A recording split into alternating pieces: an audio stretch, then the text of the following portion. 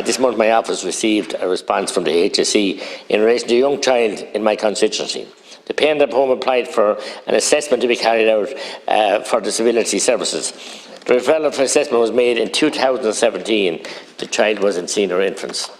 In September 2023, the mother of this child contacted me after her child had just finished primary school and she could not find a suitable school placement for the child as he has not had the assessment.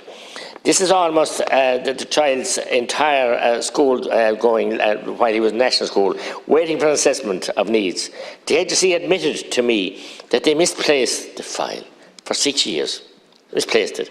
6 years they waited, and now they're still waiting, and the child has just fallen through the cracks. 6 years. Shablina.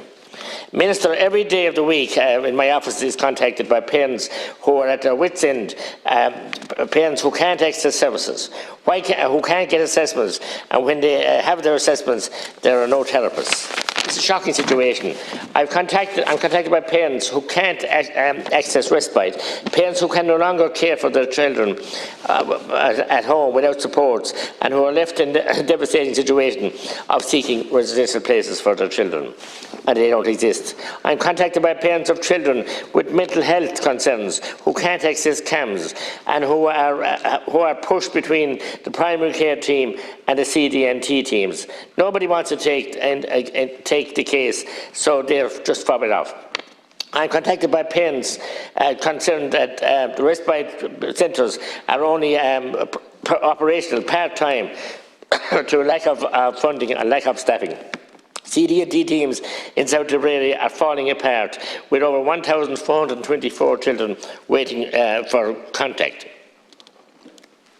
That's appalling, Minister. I could go on, get into talking about the budget, but these families don't want to talk about the budget. They want to hear about the services they will access. They have to receive a contact from their CDNT team. They want to know who will take care of the children when they pass away. Imagine, so sad, thinking like that. They want to know that their children will have an appropriate school place, and they want to know that they can have respite services available, and they're not available. We can talk here all we want, Minister, but these families want action. They don't want talk. They want services. They need services, and we as a country are failing our disabled citizens. Minister, it's just shocking. You must know that. I heard you stormed out of some meeting with officials some time ago, but when are you going to take charge and ensure that the volumes of money, oceans of money that have been going to the HSE, it's all been siphoned off on management and more management, and trips and schools and offices and carpets and everything else. It's obscene what's going on in there. And you as a minister, with Minister Donnelly and others, must take charge of this. No accountability whatsoever. Minister, I could talk to you about what happened last night. Thankfully, at 3 o'clock this morning, those good people negotiating called off, avoided that action. Those people didn't want to go on strike, but the anguish and the trauma that the service users and their parents and siblings went through, not sleeping last night, thinking that they don't want to feed them today, don't want to change them, don't want to mind them. What is so chaotic, bring it down to the last hour? And please look after the people, not the mandarins in the Department of Health.